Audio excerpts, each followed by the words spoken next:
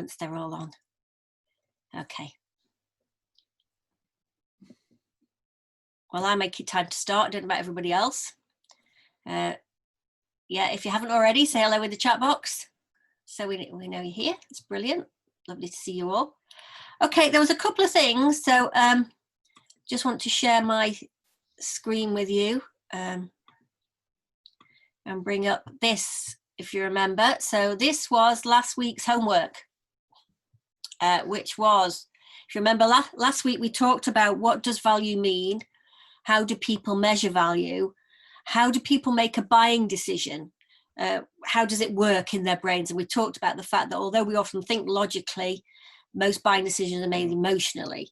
And then we talked about actually what are the little things that we could do that could add value, that makes that emotional connection.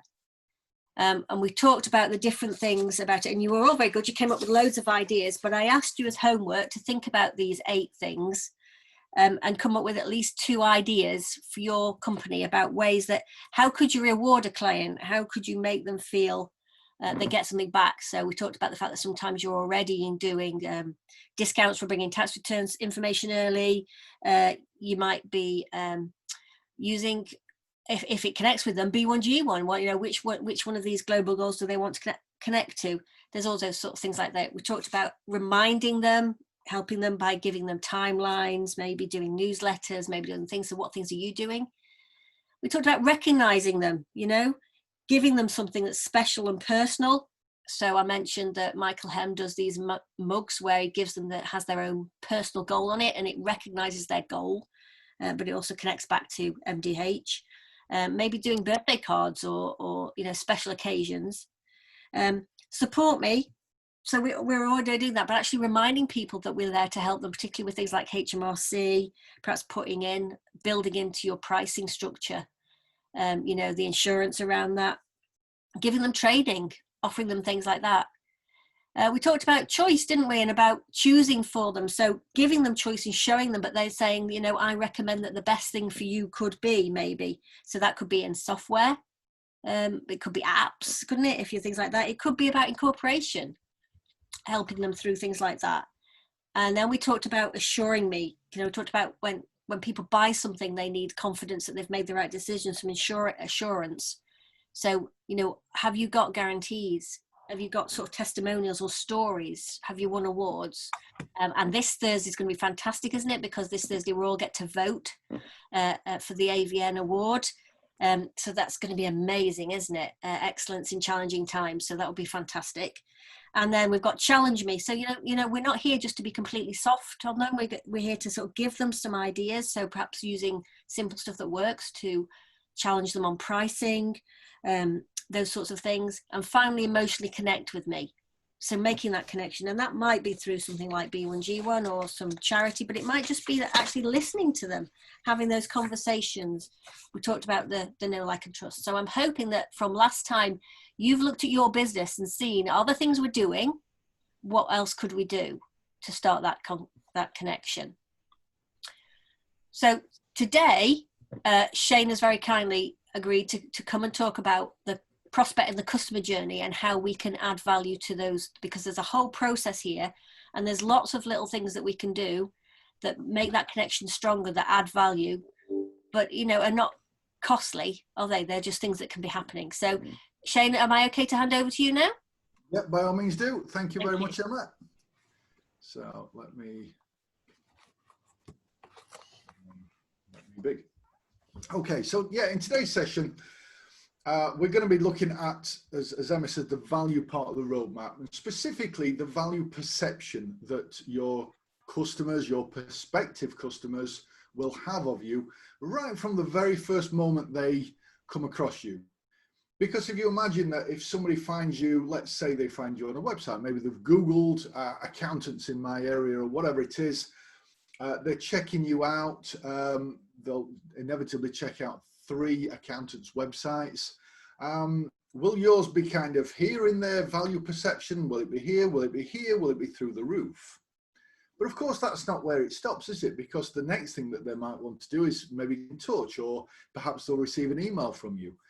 And really throughout the entire customer journey, we want that value perception to be high and stay high all the way along, every single interaction, because as soon as that drops, if there's one part of this process that lowers the value perception, then it's very difficult to get it back up again. We need the value perception to be high, because if you're going to be offering to deliver high value services for high premium prices, then actually that value perception needs to be high in the first place for them to be receptive of those types of services and paying those fees as well. Okay, so what I'm going to do, I've put together a bit of a slideshow. It's an amalgamation of something that we might normally do in the workshop. Throughout this entire session, I'm going to be stopping and asking you for input, asking you for your ideas. Now that can be ideas that can be stuff that you're already doing in your practice. It could be stuff that you're not doing, but actually it's triggered a thought. You think, actually, if I did this, that would really wow the customer. Put them into the chat box every step of the way. And then what we'll do at the end of it is that we will share all of those ideas that have been entered into the chat box across all of you. So you've all got access to all of those notes already taken. You're not going to try and frantically scribble down everything that everybody else has put in as well. Okay, good to go. And I will click to share my screen. So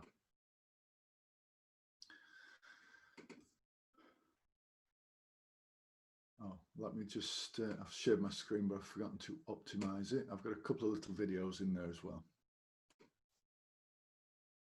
Okay, so can you all see my slide? Just give us a nod. I can see you, Chris Viles, so if you can just give us a thumbs up, that'll tell me that you can see my slide. Yeah, perfect. All right, wonderful. Okay, so as I mentioned earlier, value in itself, value part of the roadmap, we cover these three elements really, starting with the value perception. We'll be looking at adding additional value to your core services, but also adding value to the client's businesses through some of the advisory type of services that you can offer. In today's session, we're just going to be focusing on the value perception one. Now, if you have a value workbook, then we're looking at page 11. If you don't, it's not the end of the world at all, because actually page 11, 12 and 13 are completely blank pages, just for you to take notes and these ideas down. So, oh, Emma? Yeah, can you just minimize? We can see all your pictures of people as well as you separately on your screen. That's very unusual. It doesn't normally share its own stuff, but I've moved you. Thank you. Okay? That's all right. It's just for the confusing on the recording. Thank you. Yeah, very odd that it's done that. Okay. Can you see the menu thing at the top as well? Yeah. Can you? Oh, that's very unusual. There must be a glitch in Zoom there, because it never shares its own stuff generally, but that's fine. I've moved it out of the way. Thank you. Okay. So if I were just to give a very crude, if you like, version of what a customer journey might look like, then if you imagine you've got discovery at the very beginning. So somebody stumbles across your website, whether they're searching for you specifically, accountant in their area, whatever. And from that, a couple of things might take place. Now, for many of you, it might just be that, you know, you've hoped that that person has picked up the phone and had a phone call with you to arrange a sales meeting. But actually, there will be a very large percentage of people who come across your website who don't take that action. So if you can put in place a way of capturing their information, then actually you can put them into a lead nurturing process and start to warm up that relationship and then get to the sales meeting. Now, we're not going to be talking about that in this session. I just wanted to explain those couple of areas there. So, you know, we've got discovery. One way or another, they'll eventually get to a sales meeting. What happens in that sales meeting, what happens in the onboard process, and ultimately we need to make sure that the value perception is massively high throughout this entire thing, including when you're working with them every single month. How are you wowing them? Because the more you wow them, the more they're going to be raving fans and referring you. Okay, now in this section we're just going to touch on a very small proportion of this, and that's that sales meeting element. And we're just going to explode that now and just look at what are the different ways that we can wow clients off the back of that. Now, just before I do, actually, I just wanted to mention a couple of weeks ago, or certainly the last time I spoke on this, we talked about this book, didn't we? The Business Owner's Guide. I know that my screen of me now is quite small probably, but this, the Business Owner's Guide to the UK's Best Accountants. Emma will have told you, and Andrew and Bernard, etc., will have told you that I interview you off the back of having and featuring in this book. And what that looks like is something like this. Now, I'm going to show you the rest of this very shortly, but I just want to play this next part because that's the type of thing that many of the accountants who've been featured in this have on their website. Phil Tarbin does, for example, and many of the other people are obviously quite a lot in here. So this is what the start of it looks like.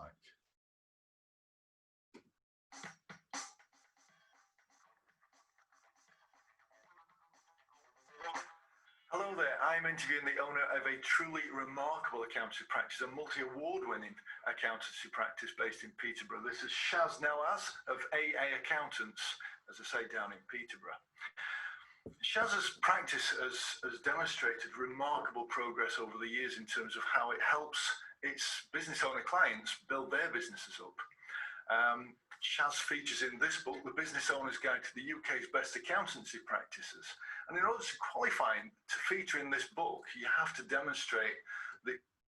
So you get the message. Now that's the type of thing that you can have on your website, on your homepage at some point, which is just going to demonstrate to your clients that, yes, you've featured in this book, but it's actually not you that's saying, look at us, look at us, look at us. You're being interviewed by somebody because you feature in that book. And that really raises that value perception up as a starting point. Okay, it's going to make you stand out head and shoulders above the other accountants from that point of view.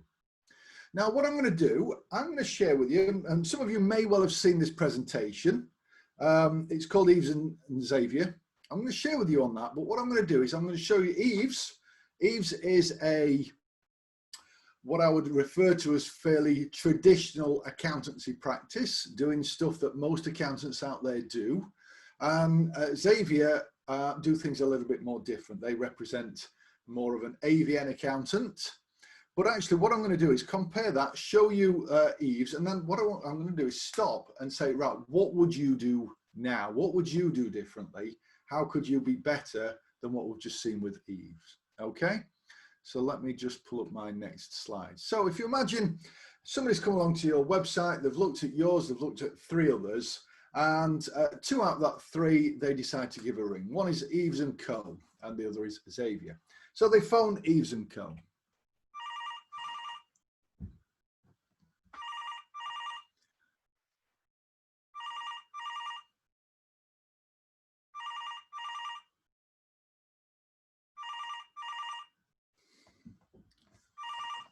So what are we feeling right now? Let's say you're this prospective client, you're trying to get in touch with this firm, and it's 7 rings before they answer. What are the types of feelings that you're having right now? Would you have waited 7 rings, or would you assume that maybe there's nobody there?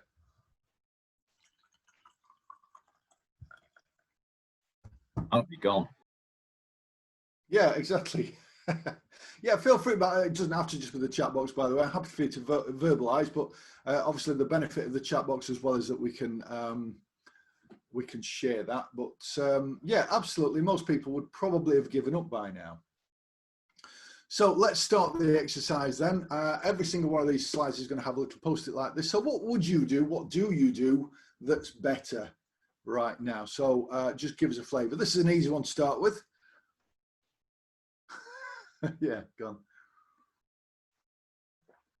So this for your practice, what would you want the perception to be?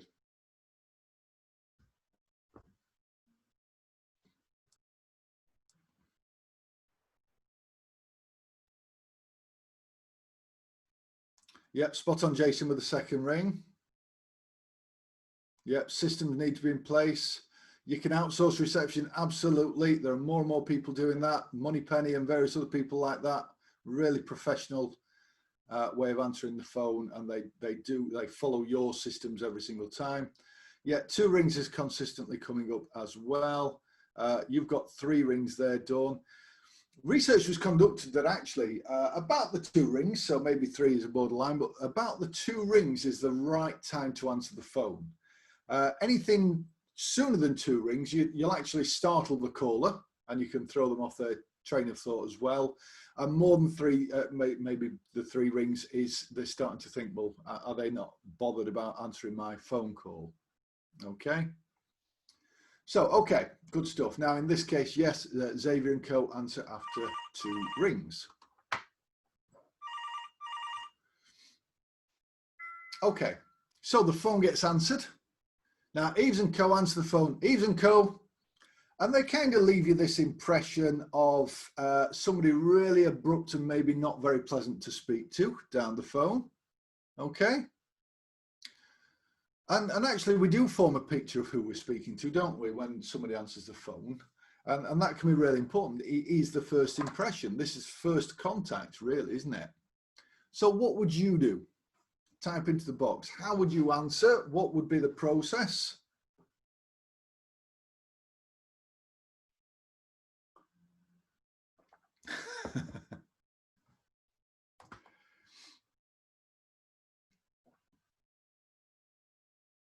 That was just Jenny had a bad day. Yeah, you got a script, friendly, yeah, introduce, how can we help? Yeah, this is all obvious stuff at the moment, and yet, you know, you'd be surprised. I phoned, I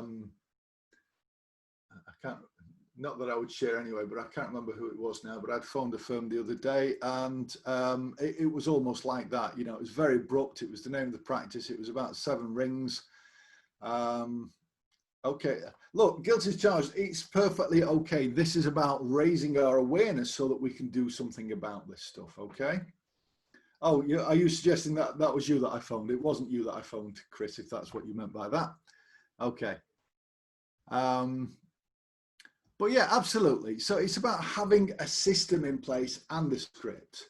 And if you go into System Builder and look at the system, one of the first things it tells you to do is smile before you answer the phone. Because actually, even if it's a false smile, we can tell, and actually it does change our demeanor quite a bit if we do put on a smile. But sorry, I'm looking this way because I'm seeing all of your pictures, because I've had to move your pictures from my slide. I don't understand why it's doing that. Yeah, anyway. Smiling before we answer the phone is really important. But yes, having a crystal clear script is important as well. And you know, we want to plant that picture in their head that we're talking to somebody who's nice and suave and sophisticated, rather than what we saw on the other one. Okay. Now, in the case of Eves and Co, nobody's available at present. I'll get somebody to call you back. Now, that was kind of left hanging. And, you know, 2 hours later, somebody actually calls back that prospective client. So again, what would you do differently? I suppose, how do you think that person felt? You know, somebody will call you back and you're waiting there and, you know, an hour's passed, nobody's called me back yet. 2 hours passed. You're going to be thinking, well, is it going to be today? Is it going to be tomorrow? Is it going to be next week? Kind of expected a few minutes, really. And you're just left there hanging, aren't you? So chances are you're going to be thinking, well, I might phone that next accountancy practice up instead. So again, in the chat box, what would you do differently?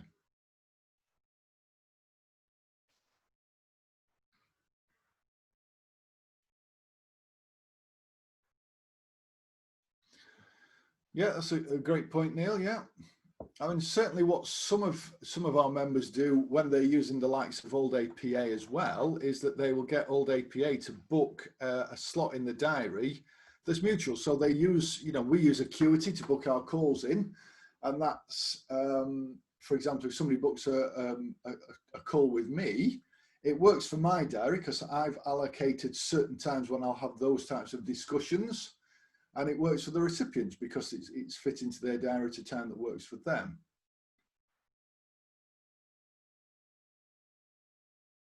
Yeah, offer assistance. There's all of these types of things. Every single one of these, yeah, spot on. Okay.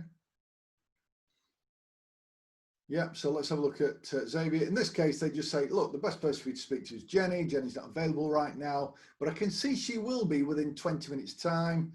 Can I get her to call you back then? And the call's return in exactly 20 minutes. So again, you've set an expectation there and you've met that expectation. And that's what's important. If it's going to be next week, let them know it's going to be next week, what time it's going to be next week, and meet the expectation. Yeah, setting the expectation is key. And obviously, more importantly as well, is meeting that expectation. It's like with emails as well. You know, we're all bombarded with emails, and quite often, if you don't respond to an email straight away, people are starting to think you're ignoring them. If you have an automatic reply that says, I only check my emails twice a week, I'll get back to you no later than 3 working days, you've set an expectation. People just want to know that their email hasn't landed in a black hole. Okay. So you have the conversation with both of these firms and you agree to have a meeting with them, and they ask if you want to meet at their office. In both cases you said you will travel to their office. Now Eves and Co, they'll send you an email and it's got a map to their office, says exactly where they are. What would you do differently? What would you do better? What do you do right now?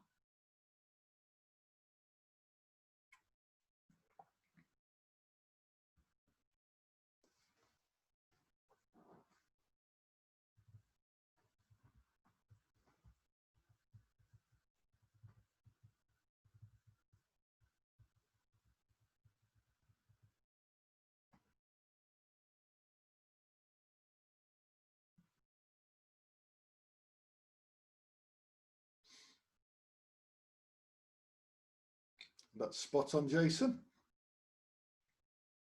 Yeah, so the street map link, that's a great one. Google Map image and directions, yeah. Yeah, it's a really good one, Simon, yeah.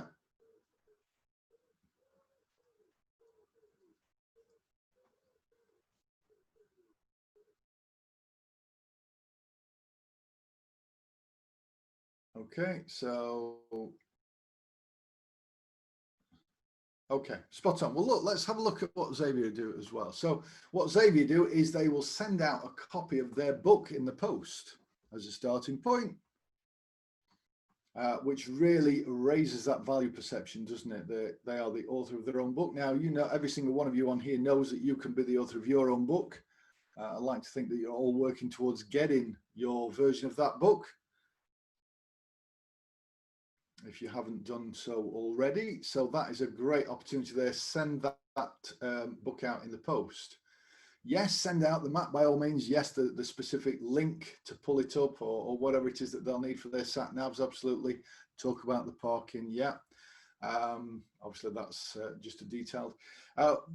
Actually, a few of our firms now, one in particular, Wood and Disney, and I've visited their office as well. It isn't very easy to find. So what they did was they recorded a dash cam trip from the nearest motorway right to their office. And it was in time lapse. So you could basically see within about a space of a minute and a half, how to get from the motorway to their office.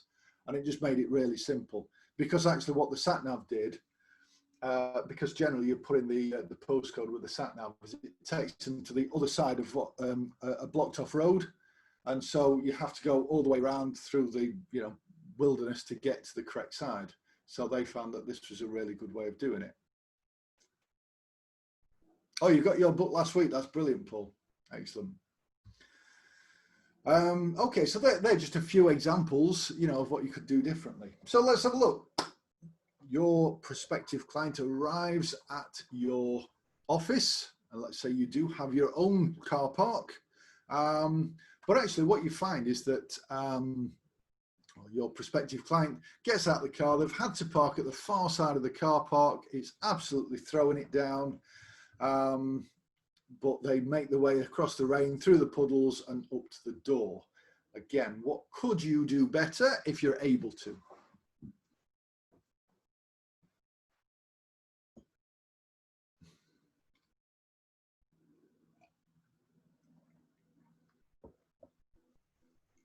Go out with the umbrella, I like that, yeah. Have someone waiting with an umbrella, yeah.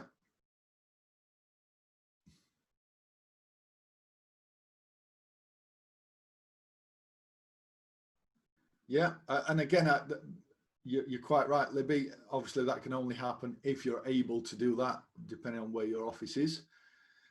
Dedicated visitor parking near the reception door, absolutely. Yeah, a name board. Yeah, completely agree. A board with the visitor's name on it.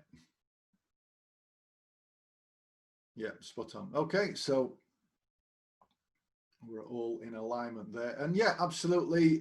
Yeah, arrive, make them feel special. Obviously this is an AVN system, so it doesn't surprise me that I've seen this at many locations that I've visited. But yeah, a little sign, an A board, whatever it might be, just welcoming me by name or whoever it is that they're expecting. So, and that's of course right next to the door. Okay, so let's say you get to the door, it's still raining, you ring the doorbell, you're waiting. What could you do better?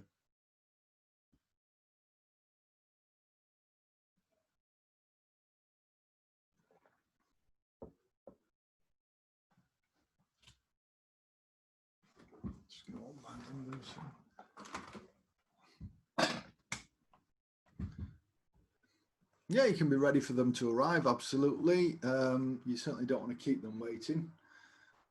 Yeah, you could open the door as they walk up. I mean, obviously, this is all on the assumption that they're going to arrive on time and all of that lot. They're going to park where you know they're going to park. I get all of that. This is really just to stimulate the thinking. Yeah, greet them by name, absolutely. And you know, that includes if you've got any reception people, whatever it is, you know, they need to know who it is and greet them by name as well.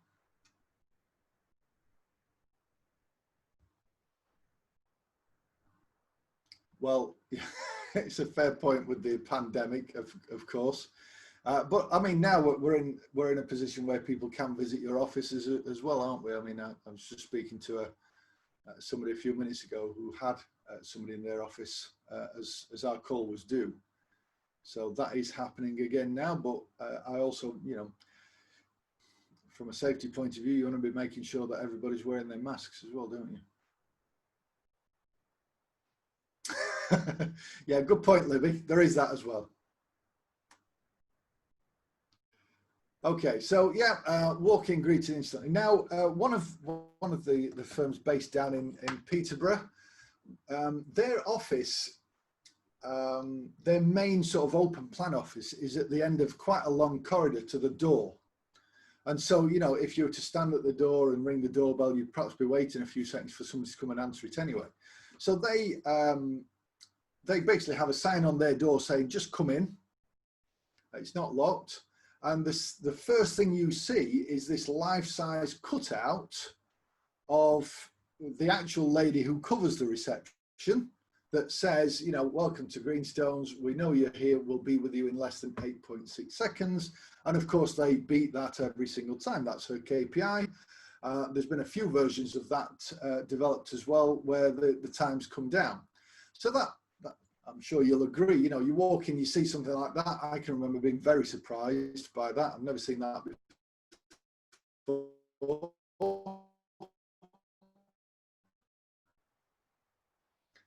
Whilst you're waiting. And there's a coffee table there. It's absolutely full of magazines. You can grab whatever you like and yeah, occupy yourself while you're waiting. What could you do differently? What could you do better? I'll take your point, Libby, on that, but obviously this is just one element of this as well. The whole point is just raising that value perception across the entire customer journey. Right now, we're just focusing on this one experience, really, aren't we? And that's coming to visit, and these tiny little things that can be put in place. And yeah, absolutely, as Emma says, you can make the Zoom experience better. And yeah. Yeah, you can play a video. In fact, in System Builder, there is a slideshow that you can personalize as well. So when I visited Phil's practice in Leeds, and again, many others as well, you can change one field to the name of the person that's coming in.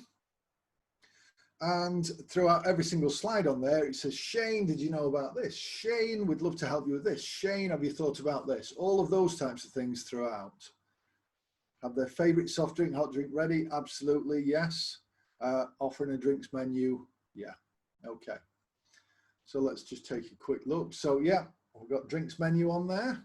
And Rob Walsh's office, clear vision, one of the things that they do, they bought this old jukebox, and they've actually got a little bucket full of the coins that you have to put in it as well. And they said, why don't you pick your favorite piece of music whilst you're here in the meeting? So again, it's just a bit of a fun thing, because we want to bring an element of fun into our meetings as well, don't we? You know, the best cups, not the chipped ones, the old chip mugs, fresh fruit on the table, press cuttings. And again, I couldn't find my photographs of one of Mr. Phil's office, but he got a lovely sort of A4 size file folder, and it had got press release cuttings. In fact, I visited Alan Wood's office. They had exactly the same thing. They had press cuttings of all the press releases they'd done. They got, certainly in Phil's case, this folder as well was full of testimonials from clients.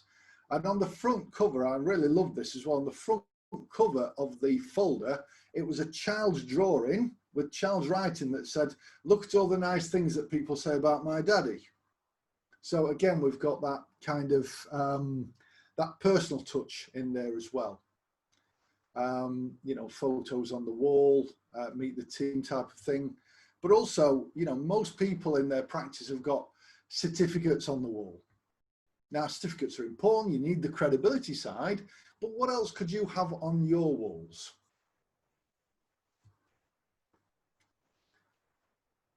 Yeah, ice lollies went down well in hot weather. It's little wows like that that make a difference and make you memorable, Dawn. Absolutely.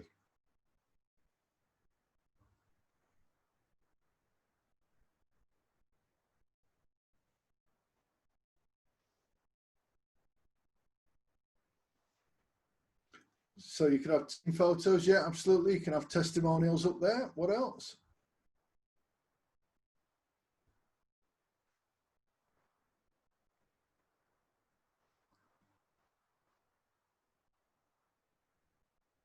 Awards won, yeah. Yeah.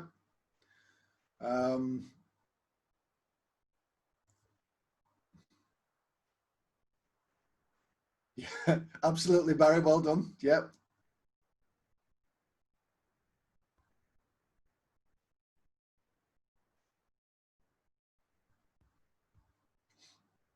I don't know if it's still there, Mike. I spotted you on here, Mike Ogilvie, but you know, when I came to your office, it had got all of those inspiring quotes. One of them was from Steve Pipe. I've not seen mine on there yet, but anyway, certainly some from Steve on your wall.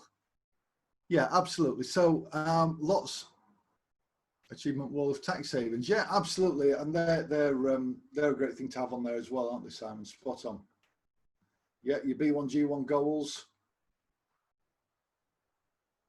And if you were on Thursday's webinar, Paul showed you a photo of Breckman, I can't remember the full name now, but their wall, which is, again, the global goals, B1G1. And, you know, in every single meeting, they talk about their alignment with these and ask which one most resonates with their client. And then they make an impact at the end of that towards, you know, the client's preferred global goal. So look, let's have a look at this. We mentioned those posters on the wall. These are thought-provoking questions that just makes the client think a little bit differently. You know, what keeps you awake at night? What's currently stopping you achieving everything you want? Those are the types of things that are just going to provoke a little bit of thought. And if you spot one of your clients just focusing in on one of those, you can verbalize the same question. You can strike up. I keep looking this way for your photos. I'm going to have to move them just at least to the edge of my screen. But yeah, so these are great ways of just striking up a different kind of conversation maybe with clients. Let's say your client needs to visit the toilet at some point. Now, this could be a 30-second visit or a 2-hour visit, but it's, you know, it's just as likely they may need to visit the toilet on either occasion. What's the impression? Now, I'm not going to lift the toilet lid. Don't worry, it's nothing like that. But what even in the toilet could you do that really changes the perception?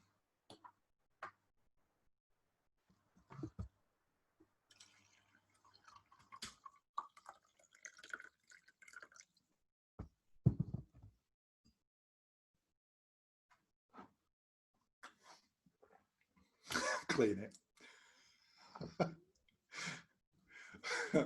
Won the seat. Put a jukebox in there, yeah. I wasn't thinking along those lines, but I think we will move on. So, and this is Stephen Carey. I don't know who's on here, by the way. I may be showing stuff from your toilet, but yeah, toilet twinning, absolutely. So that's one of the things that, I mean, we've certainly done that, and I know many others have done that. So again, it shows your, I suppose your values come through with that, don't they? But also, certainly the Numbers UK, Stephen Carey, in his toilet, he's got a variety of different things. So they may want to buff up their shoes. They may just want to freshen up, a little bit of deodorant or something like that. But these are just nice little gestures, aren't they? Yeah. Yeah, freezing toilets. I was thinking about warming the toilet seat. I'm not sure that would be my preference, but anyway. Right. Okay, so again, we get the gist. Now let's have a look. We actually start the meeting. Okay, so now I have sat, now this is obviously a Google photo, but I have sat at people's desks. It's been absolutely covered in paperwork. There's been client folders, client boxes all over the place. And again, this instant perception that this guy is maybe busy, maybe overwhelmed, maybe can't take on any more work because they've got all of this stuff. So, you know, again, what could you do differently?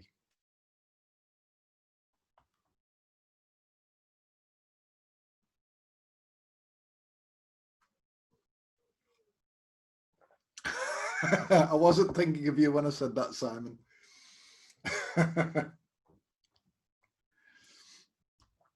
Yes, I visited Simon's office a couple of weeks ago. I just happened to be in the same building as him, visiting somebody else on that day. So I sent him a quick message. I said, "You in?" He said, "No, but I can be in 10 minutes." And we met and had a chat. So that's good.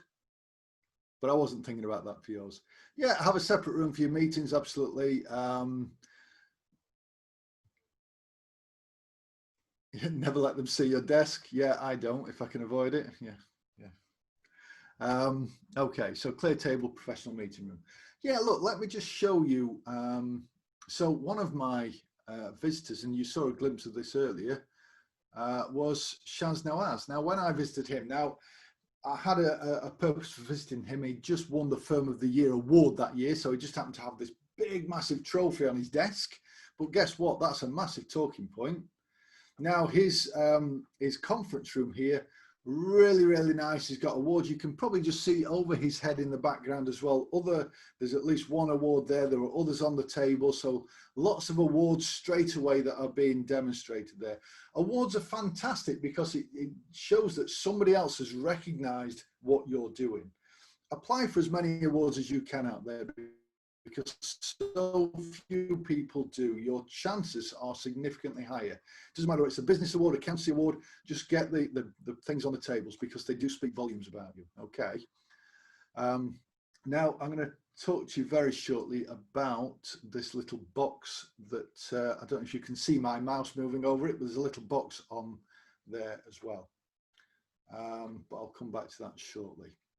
So the meeting begins, and the first question really is, you know, from the partner. Oh, just tell me a little bit about, you know, how many transactions do you make? That's just a bit of a convoluted example, but it's a very basic question. Okay.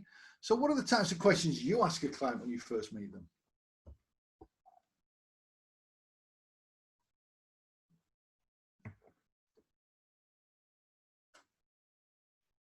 Spot on, Simon. Yeah.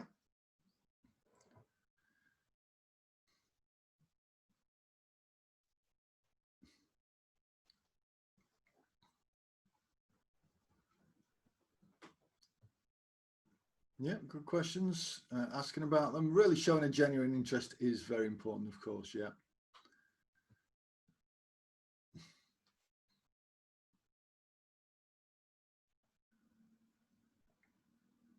Spot on. I mean, it may or may not be on the slide, but ultimately, you know, you want to get into a dialogue with them and just find out what their aspirations are as well going forward.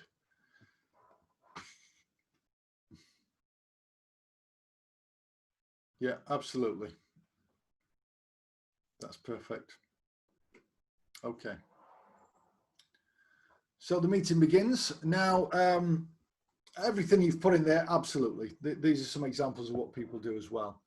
Some of you may well have seen and heard this example of, and certainly it features in my book anyway, you know, the difference between the different types of accountants out there using these two types of phones as an example. Now I'm just going to share with you, this is Paul Meads that I'm just going to pull up next, and this is exactly what he does when he's talking to a client, answering the question, so how are you different from all of the rest of the accountants out there?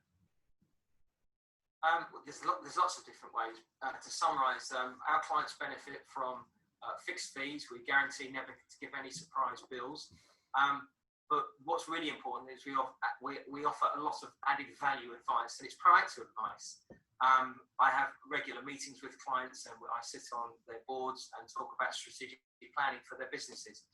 In fact, I've got a little analogy to use, if you don't mind. If we think about a traditional accounting practice, perhaps in the guise of this type of mobile phone, a Nokia that you probably remember from a few years gone by, I kind of see that this service is what a traditional firm does. You know, it'll make calls, maybe a text. You know, it's quite an old phone.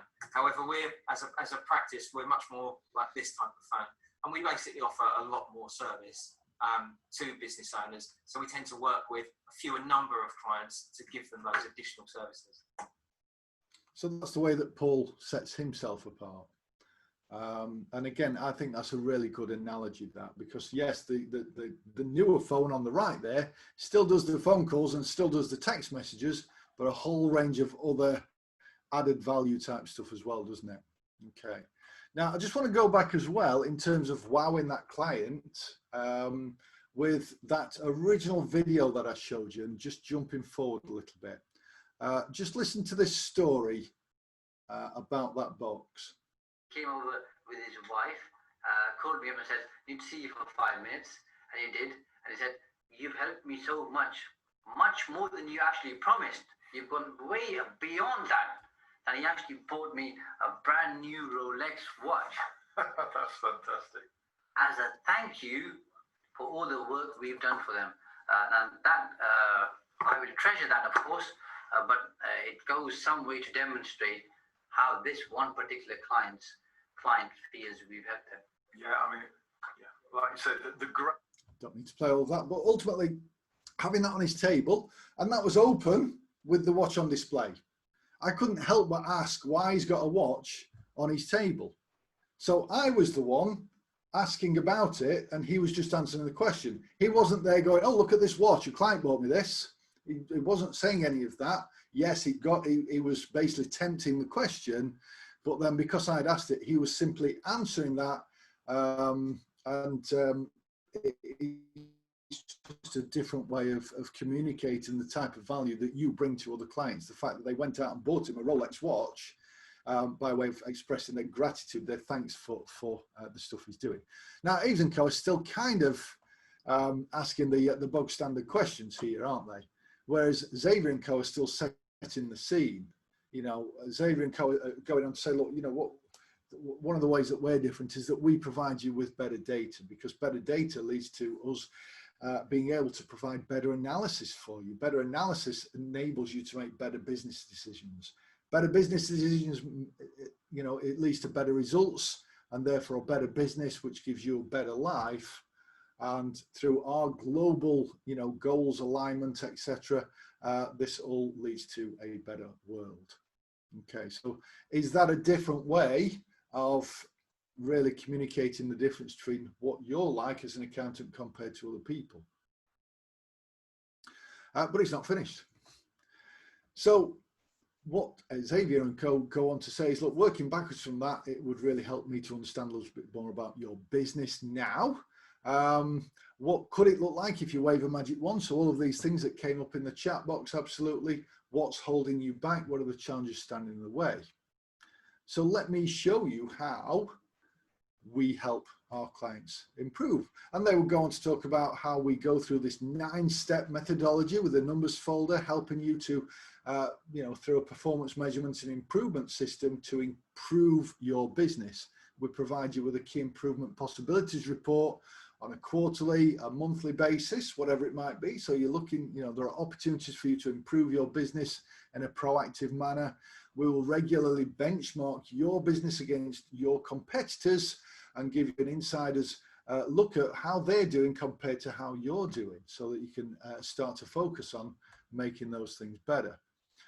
We'll go through a full business potential review with you to look at ways that we can strengthen different parts of your business.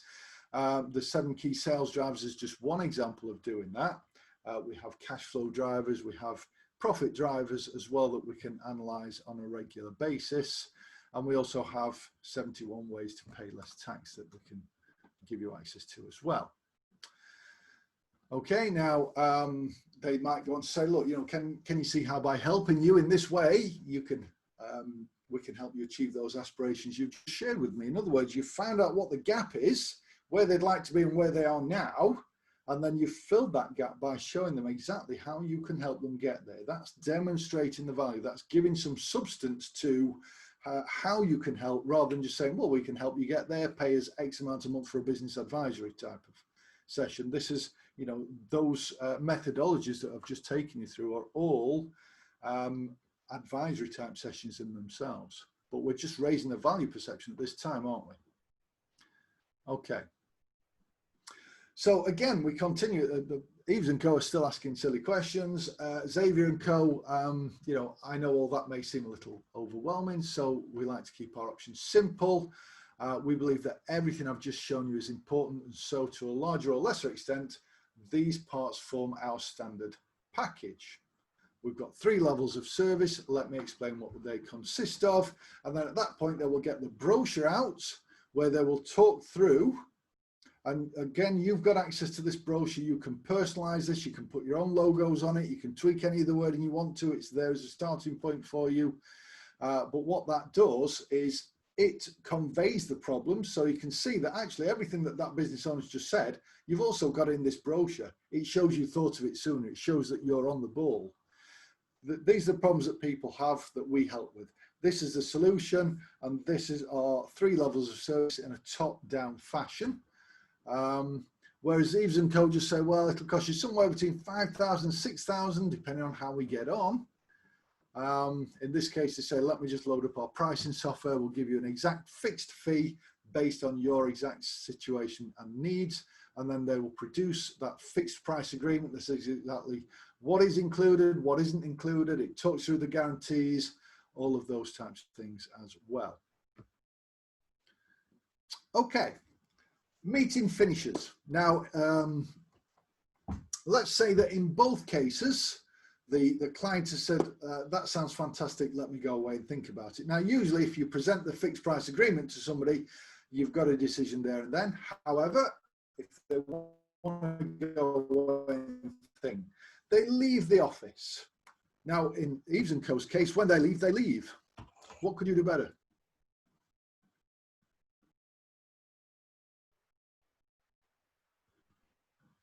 Meeting's finished.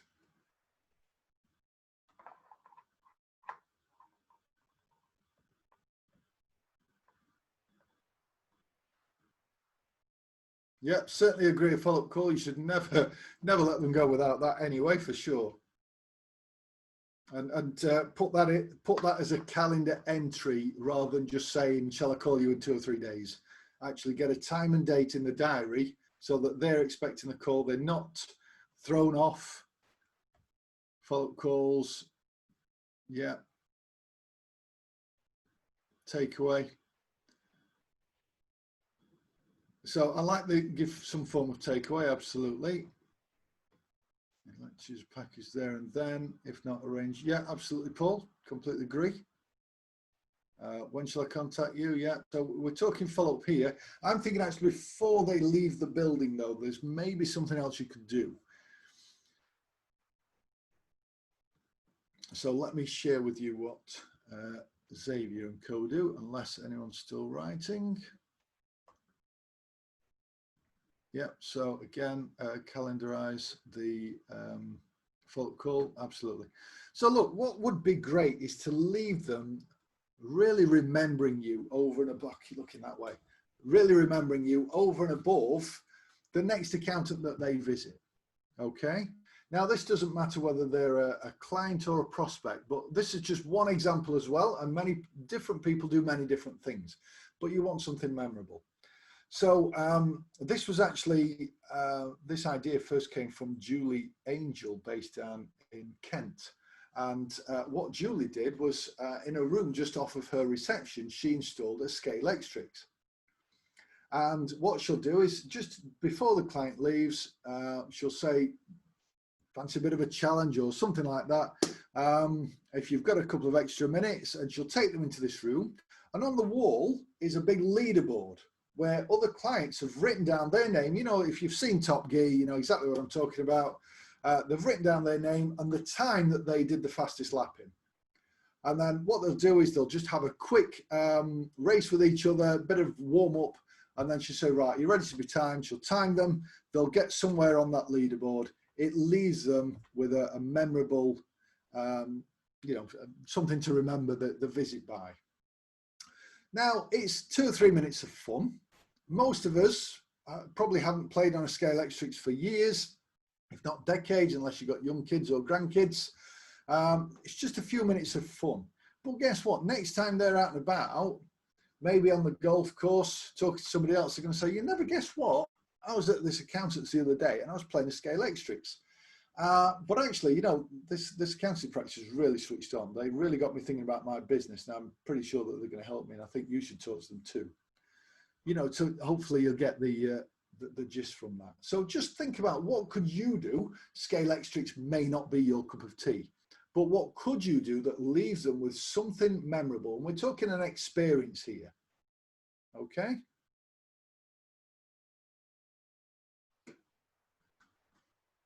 Now, other things that people do.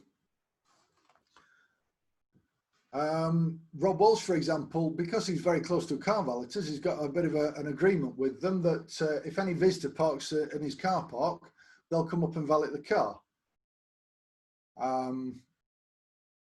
When Jonathan Holroyd visited them, Jonathan Holroyd was part of AVN a few years ago.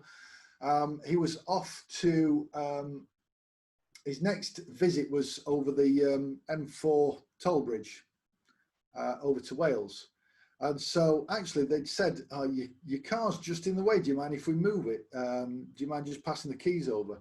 So he passed the keys over, and what they did was they did an internal and external valet, and they left the exact coins that were needed at the time for the toll bridge to get over the M4 crossing.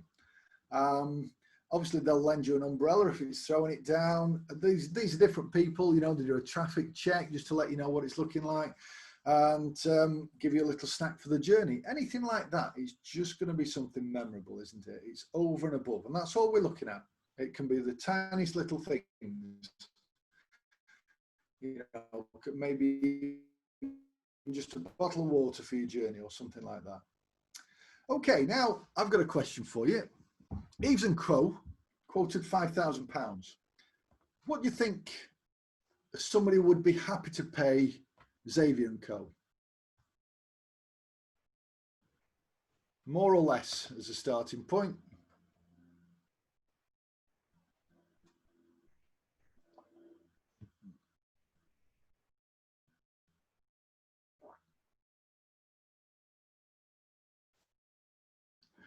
I like your skeptical response there, Pon. Unfortunately, it's whipped straight off my screen. Yeah, absolutely. They would say that. What kind of client do you want? I mean, if I was out to buy a Mercedes-Benz, the last thing I'd want to do is go into some clapped out looking warehouse. I would expect the place to look damn good because the whole value perception is related, isn't it? So if you can sort of imagine that same type of thing, it depends on the types of prospects, type of clients that you want to attract. Yeah. So yeah, you absolutely want your clients to be wowed.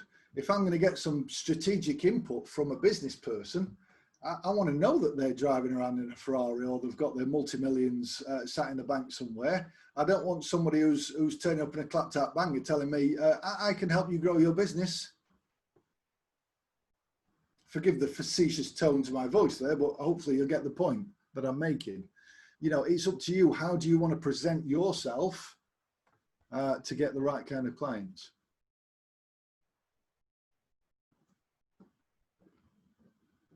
Absolutely. Okay. So, I mean, you've all said more. Would it be an extra £1,000 more, or would you pay more than that? What if it was 7,000?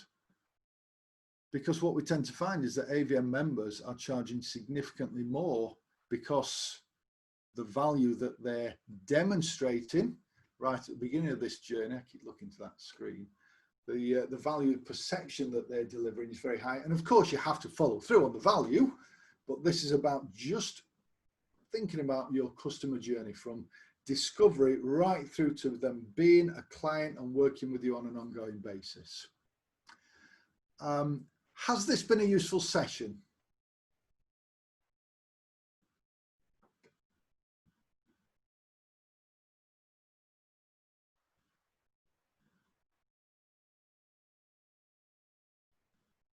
Good stuff. Okay.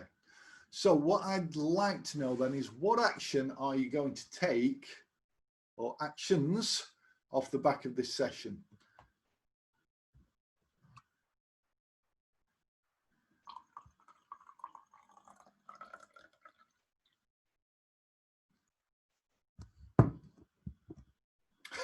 Tidy your desk.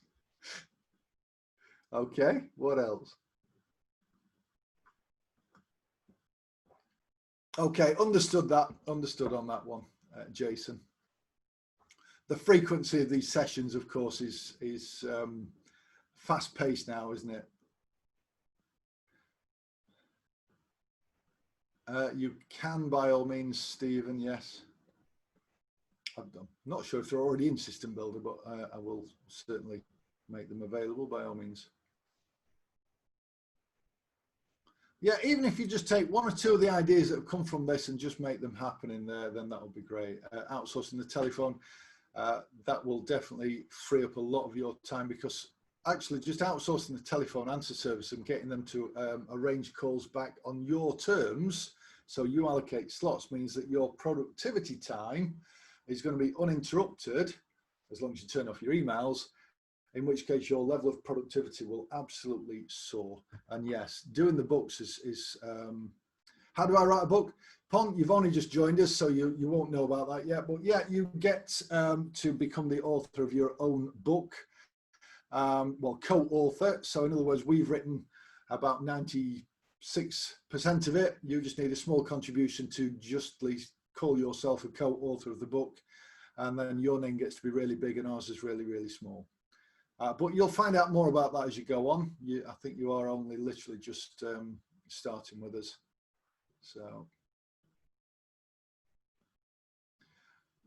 yeah, absolutely, Simon. And more and more people are moving to a home as well. But there's no reason we'll hire those meeting rooms, etc. Yes, Mike, I was thinking that. I bet yours is, well, we have revised the whole book anyway since, so definitely get a new later version of that, Mike, by all means.